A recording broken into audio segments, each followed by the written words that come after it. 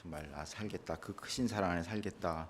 어떻게 보면은 2021년을 결산하면서 고백하는 그런 또 찬양이었습니다. 감사합니다. 오늘 말씀 보도록 하겠습니다. 오늘 말씀 여호수아 3장 14절부터 17절까지 말씀 되겠습니다. 여호수아 3장 15절부터 17절까지 말씀. 파워포인트 준비했는데요. 쉬운 성경 함께 우리 교독할까요? 교독하도록 하겠습니다. 백성들이 요단강을 건너기 위해 진치던 곳을 떠났을 때 제사장들은 백성들 앞에서 언약궤를 옮겼습니다.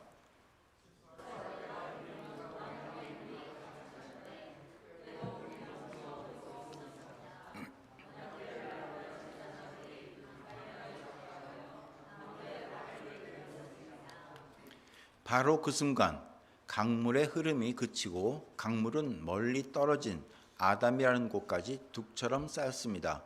그곳은 사르단 근처의 한 마을입니다. 사해로 흐르는 요단 강물이 완전히 말라버려서 백성들은 여리고 근처로 강을 건널 수 있었습니다. 강바닥은 완전히 말랐습니다. 이스라엘 모든 백성이 강을 건너는 동안 제사장들은 언약궤를 맨 채 강 가운데 서 있었습니다. 이스라엘 백성들은 마른 땅을 밟으며 요단강을 건넜습니다. 아멘. 아멘. 오늘 말씀 제목은요, 마무리와 새로운 시작이라는 제목입니다. 어느덧 2021년 마지막 주일입니다. 앞으로 6일 후면 2022년 새해를 맞이하죠. 저쪽 아시아는 이제 5일밖에 안 남았습니다. 여러분 그동안 1년 동안 잘 지내셨죠? 어떻게 지내셨습니까? 잘 지냈습니까? 좋습니다. 이 사람마다 평가 기준이 달라요, 그죠? 평가 기준이 다릅니다. 그리고 나름대로 평가도 그래서 다릅니다. 그런데 아무리 평가가 좋다 하더라도 마무리를 잘못하면 아무 소용이 없는 것을 보게 됩니다. 반대로 그동안 평가가 아무리 안 좋다 하더라도 마무리가 좋으면 전체가 좋아 보이게 됩니다. 그냥 간단하게 설명하면 옛날에 우리 월드컵 감독 평가전 각종 예선 성적이 아무리 안 좋아도 하여간 출전하고 좋은 성적을 거두면 그죠? 감독은 뛰어난 감독. 또 평가전이나 여러 가지 예선전 좋은 성적을 해도 본선에서 정말 형편없는 성적을 거두면 뭔가 하여간 좋지 않은 감독 이렇게 이제 나오는 거죠.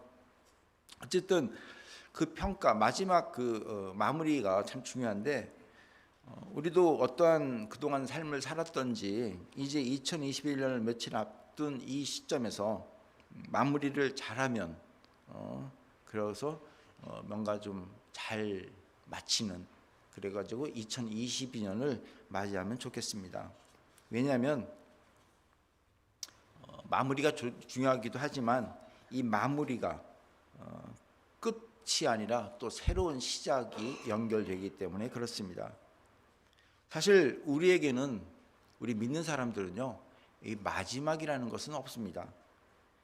우리의 삶은 영원하기 때문에 그렇죠.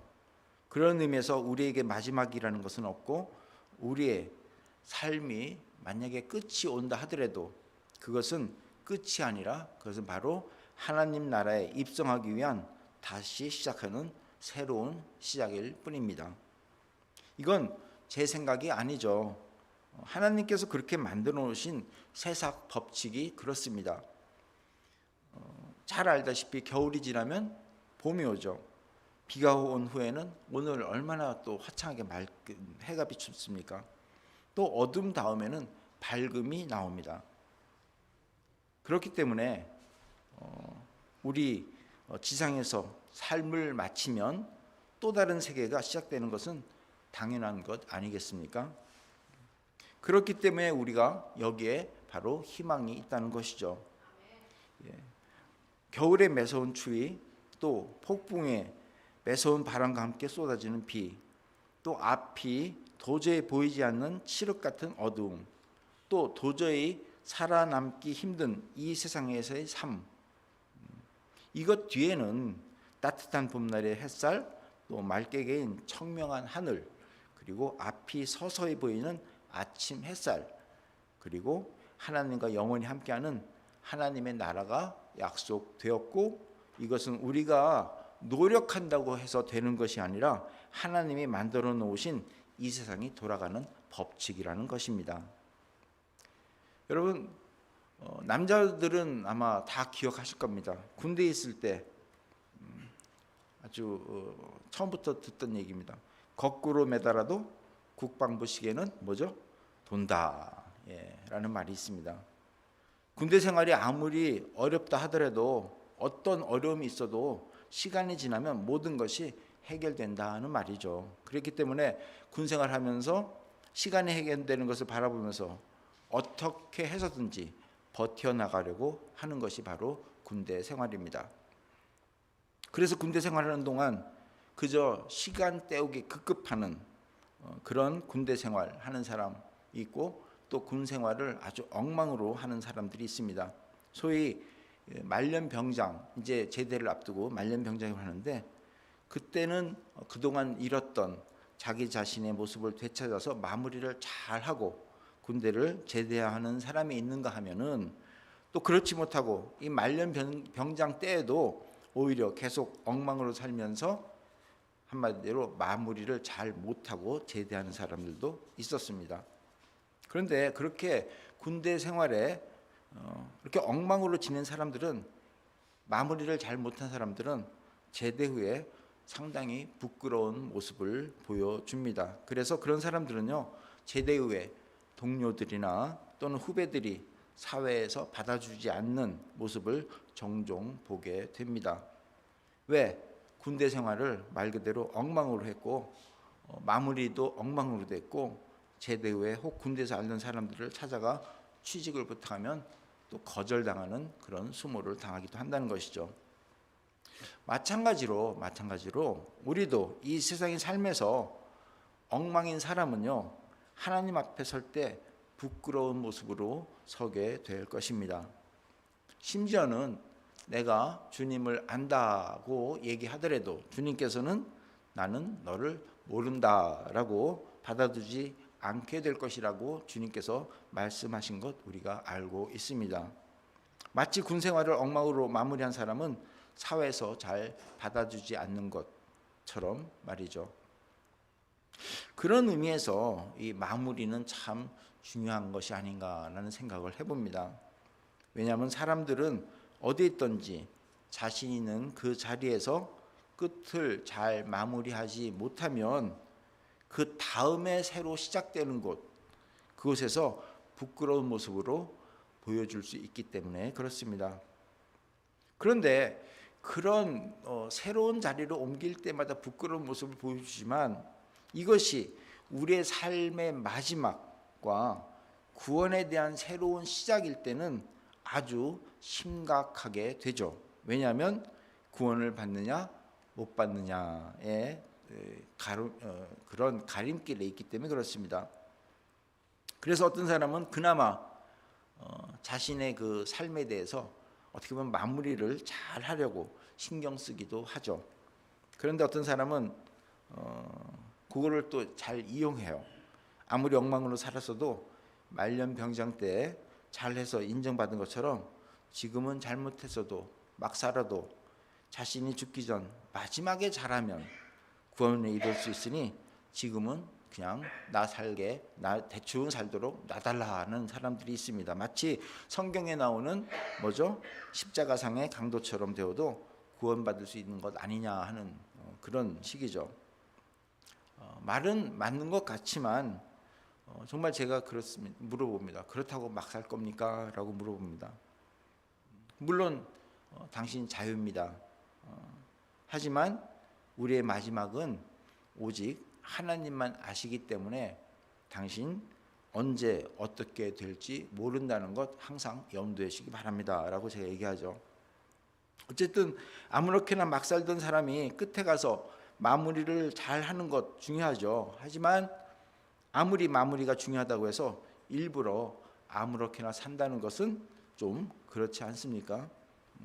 우리 크리스찬에 있어서 마무리를 잘한다는 것은 말 그대로 하루하루 항상 최선을 다하는 것이지 미루거나 기다렸다가 하는 것이 아니라는 생각이 듭니다.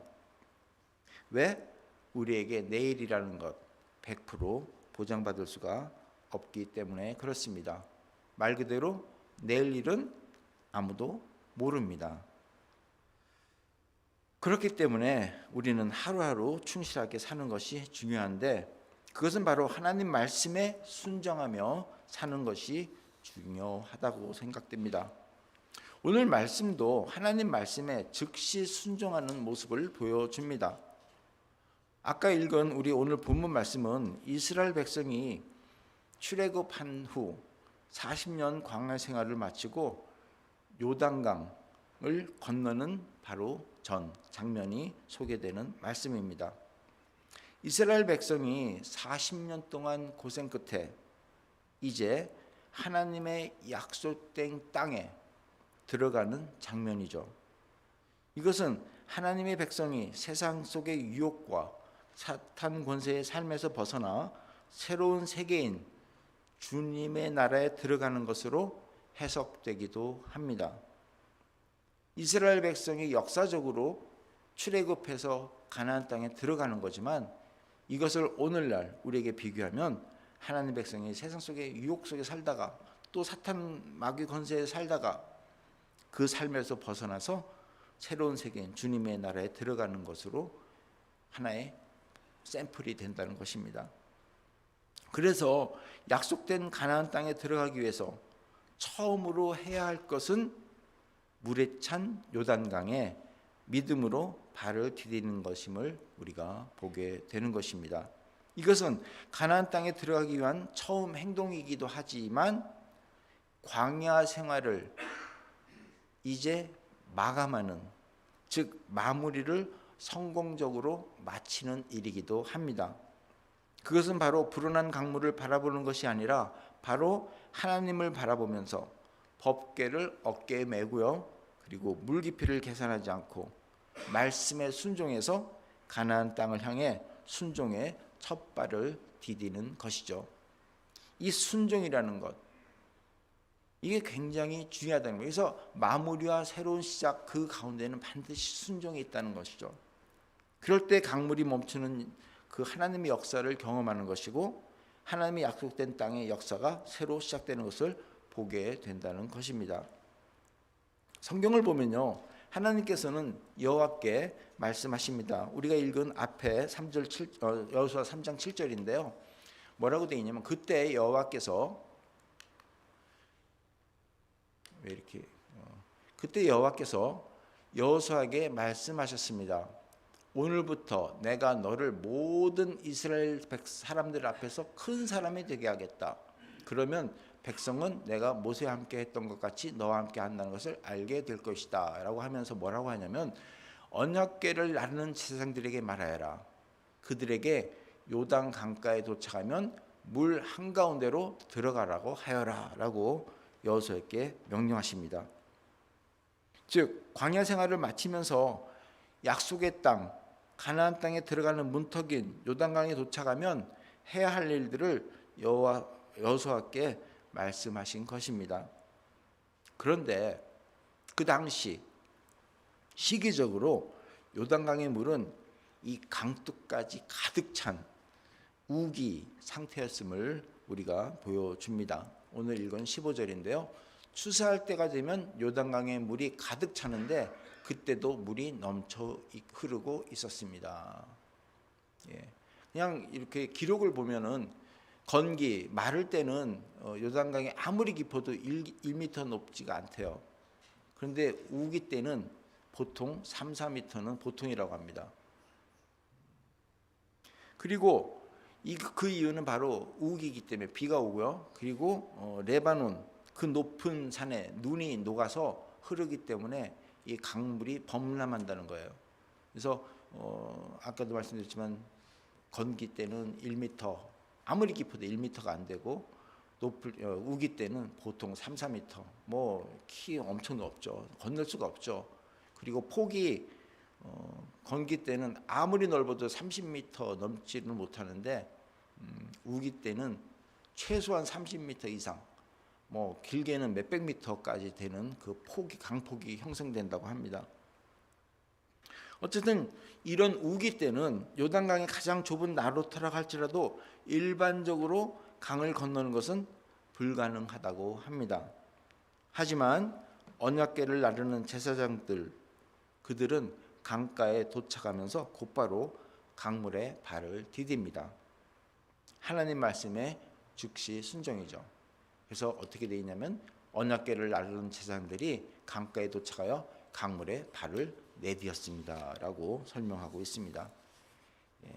광야 생활 같으면 말도 안 되죠. 광야 생활 때는 그냥 뭐 앞에 누가 보이면 막 원망합니다. 이미 지금 모세는 돌아가셨지만 똑같이 여호수 앞에 막 대들 겁니다. 아니 이런데 어떻게 우리가 건너라고 할 건가. 근데 이미 그 광야 생활 40년을 마치고 이제 약속의 땅을 바로 앞둔 이 시점에서는 이들은 하나님이 누군지 믿음이 있고 또 순종할 줄 알았다는 것이죠. 이런 행동, 광야 생활을 마무리하면서 하나님을 바라보지 않고서는 도저히 할 수 없는 행동이라는 겁니다.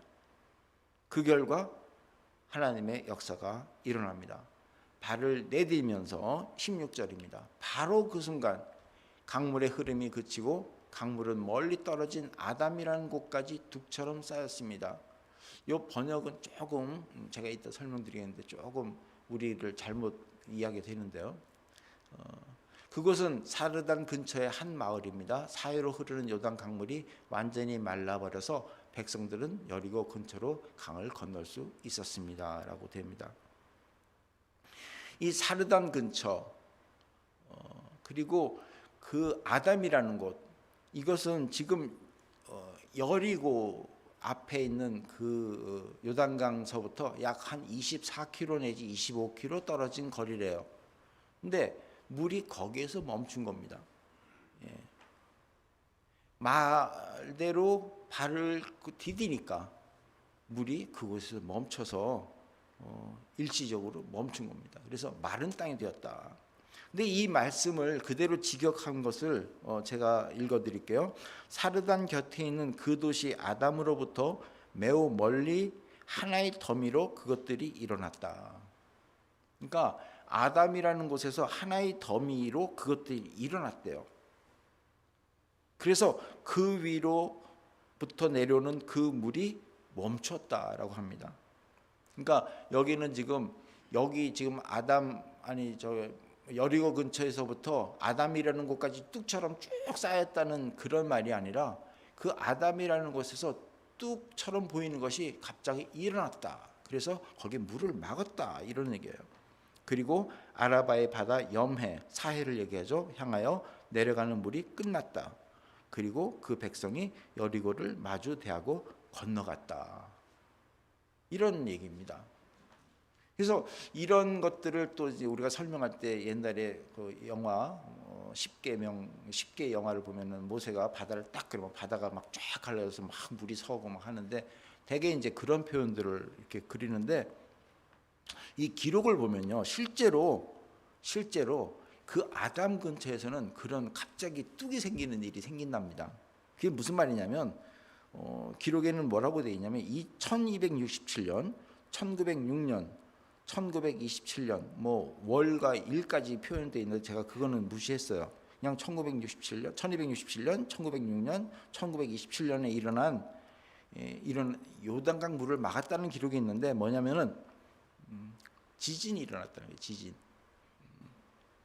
그러니까 이 아담 근처는 큰 절벽이 많대요. 그래서 가끔 지진 등으로 인해서 바위가 무너져 내리면서 또 산사태 때문에 요단강 물이 막힌다는 겁니다. 그래서 일시 정지한 기록들이 있답니다. 어느 날은 뭐 16시간, 어느 날은 뭐 18시간 뭐 이런 식으로 기록이 되어 있는데 어쨌든 그래서 어떤 학자는요. 하나님께서 그런 방법으로 요단강을 막으셨다라고 주장합니다. 뭐 그럴듯하죠. 왜냐하면 실질적으로 그런 사건들이 일어났으니까. 하지만 확실한 것은 알 수가 없습니다. 그냥 성경 말씀에 의하면 그냥 거기가 막혔어요. 발을 디디자마자 막혔어요. 어떤 방법을 사용하시던 하나님이 개입하셔서 요단강을 막으신 것은 분명한 것입니다. 근데 왜 그러냐면 13절을 보면요, 여호수아가 하나님을 대원해서 물줄기가 막히게 될 것이다 라고 설명합니다. 13절 볼까요? 온 땅의 주인이신 여호와의 언약궤를 메고 가는 제사장들의 발이 물속에 닿으면 강물의 흐름이 그치고 물이 흐르지 않게 될 것이요, 마치 두 개 가로막힌 것처럼 물이 멈춰 쌓이게 될 것이요 라고 이미 여호수아가 하나님 말씀을 대원해서 제사장들의 설명을 했습니다. 그러니까 뭐 지진이 날 것 뭐 이런 건 우리는 상관없어요. 하나님이 하셨다는 거예요. 하나님이. 아무튼 당시에 강물이 가득 참에도 불구하고 언약궤를 나르는 제사장들은 강가에 도착하여서 곧바로 강물에 발을 내디었고 강물은 잠시 멈추었고 강바닥은 말랐고, 그리고 광야에서 고생하던 이스라엘 민족들은 그 강을 건널 수 있었던 것입니다. 기적이죠. 하나님께서 말씀에 순종하는 자들에게 놀라운 일을 다시 한번 보여준 결과입니다. 강물이 말랐다, 뭐 맨땅처럼 이렇게 뭐 맨땅처럼 말랐다는 것보다도 원어를 보면은 물기가 없다, 뭐 이런 얘기입니다. 어쨌든 그 다음이 중요하죠. 저는 오늘 말씀에서 이렇게 뭐 하나님께서 해서 기적을 베풀어서 뭐 바다를 가르듯이 강물을 막았다, 뭐 이것을 제가 강조하는 게 아니라 그 다음 말씀이 더 중요하다고 저는 생각을 합니다. 17절을 볼까요? 강바닥은 완전히 말랐습니다. 이스라엘 모든 백성이 강을 건너는 동안 제사장들은 언약궤를 맨 채 강 가운데 서 있었습니다. 이스라엘 백성들은 마른 땅을 밟으며 요단강을 건넜습니다 라고 말씀 있습니다.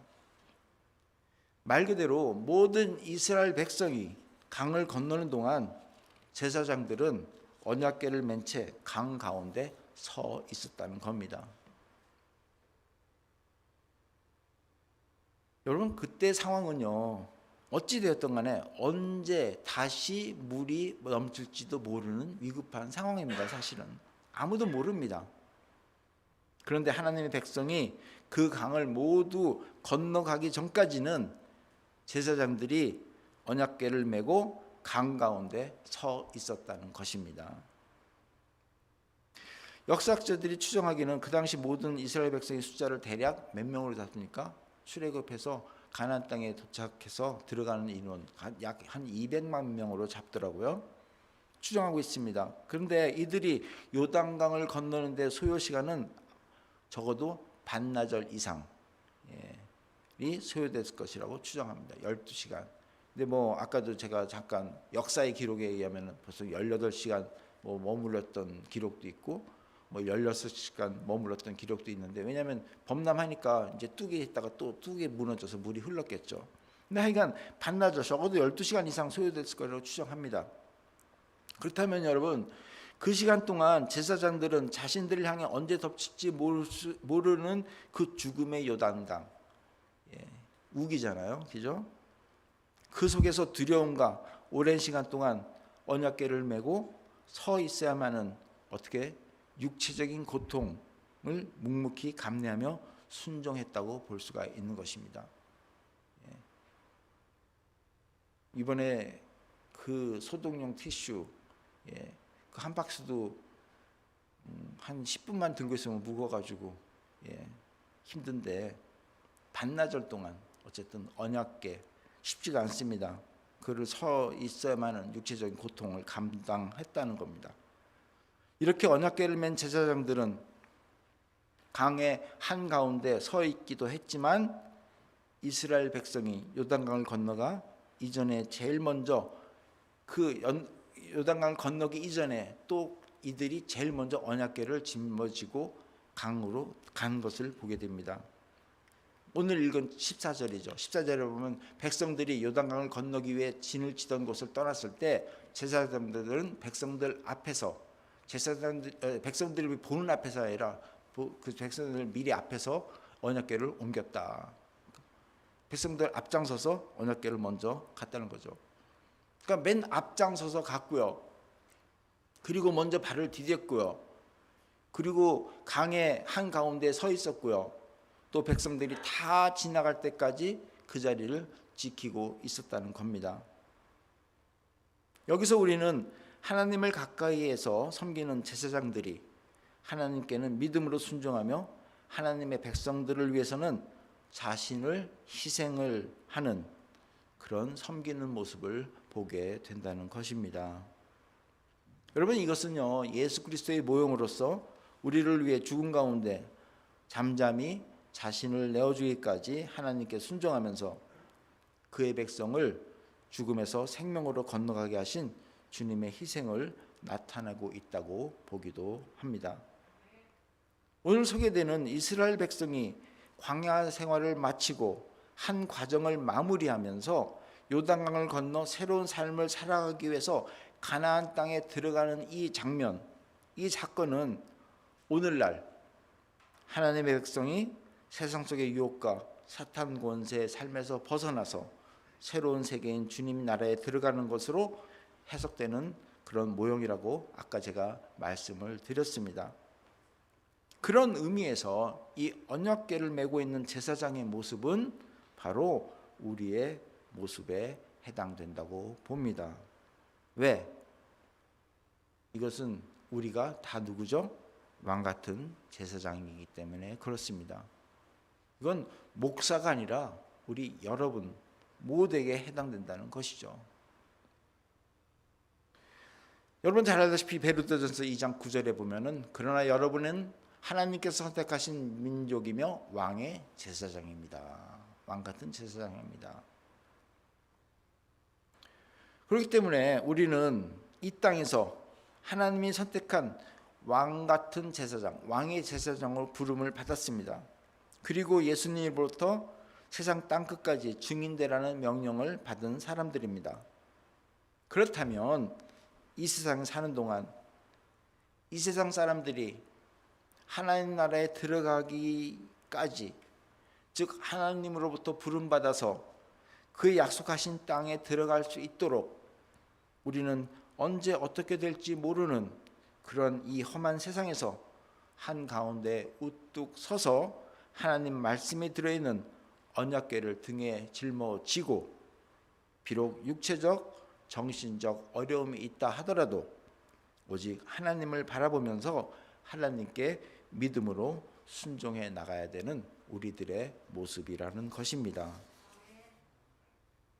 그러면 하나님께서 우리를 모든 사람들 앞에서 큰 사람이 되겠다, 큰 사람이 되게 하겠다라고 말씀하셨습니다. 아까 우리 읽었죠. 여호수아 3장 7절. 그때 여호와께서 여호수아에게 말씀하셨습니다. 오늘부터 내가 너를 모든 이스라엘 사람들 앞에서 큰 사람이 되게 하겠다. 즉 너희들이 법궤를 메고 요단강의 한가운데 서 있어라.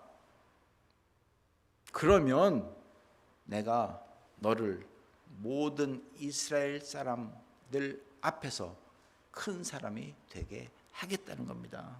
믿으십니까? 근데 여러분, 이 큰 사람에 대해서 또 우리가 착각해요. 큰 사람은 뭐가 거대하고 뭔가 이렇게 우위에 있고 뭐 큰 지도자. 근데 그건 우리 생각이고요. 그 다음에 바로 설명되어 있습니다. 큰 사람이 누군지.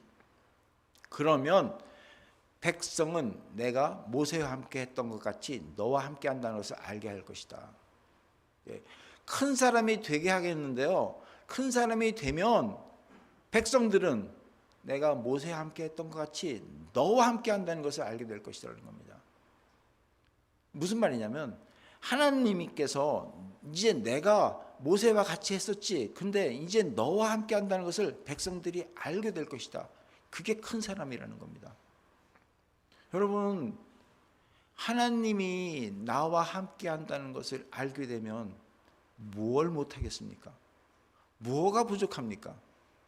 정말 큰 사람 되는 것 아니겠습니까? 이것보다 더 큰 사람이 어디 있습니까? 그런데 우리는 또 다른 쪽 큰 걸 생각해요. 그게 아니에요. 하나님이 너와 함께 하겠다는 겁니다. 하나님이 그렇게 순종하는 자에게 내가 너와 함께 해서 큰 사람 되게 하겠다는 거예요. 여러분, 모세와 함께 하신 하나님이 우리 모두에게 함께 하셔서 모든 사람들 앞에서 큰 사람이 되기를 정말 예수 그리스도 이름으로 부탁드리며 축복합니다. 여러분, 이것이 바로 우리가 우리의 삶에서 마무리를 잘하는 모습이라고 저는 생각합니다. 2021년 며칠 안 남았습니다. 우리 자신들을 돌아보기를 원합니다. 그래서 내가 과연 2021년 한 해 동안 하나님 말씀을 어깨에 메고 강 가운데 우뚝 서서 지키고 있었는지 살펴봤으면 좋겠습니다. 만약 그렇게 하고 있었다면 계속 그 자리에 지켜서 계시고요. 만약 그렇지 않다면 지금이라도 어깨에 하나님 말씀이 들어있는 언약궤를 메고 이 세상 한가운데 우뚝 서서 하나님 백성이 하나님의 나라에 잘 들어갈 수 있도록 왕의 제사장 역할을 잘 감당하셔서 한 해를 잘 마무리하고 2022년 새해를 맞이하는 모두가 되시기를 바랍니다. 그래서 예수를 나의 구주 삼고 이 세상에서 내 영혼이 하늘의 영광 누리는 우리 모두가 되기를 예수 그리스도의 이름으로 부탁드리며 축복합니다. 기도하시겠습니다. 아버지 하나님 감사합니다.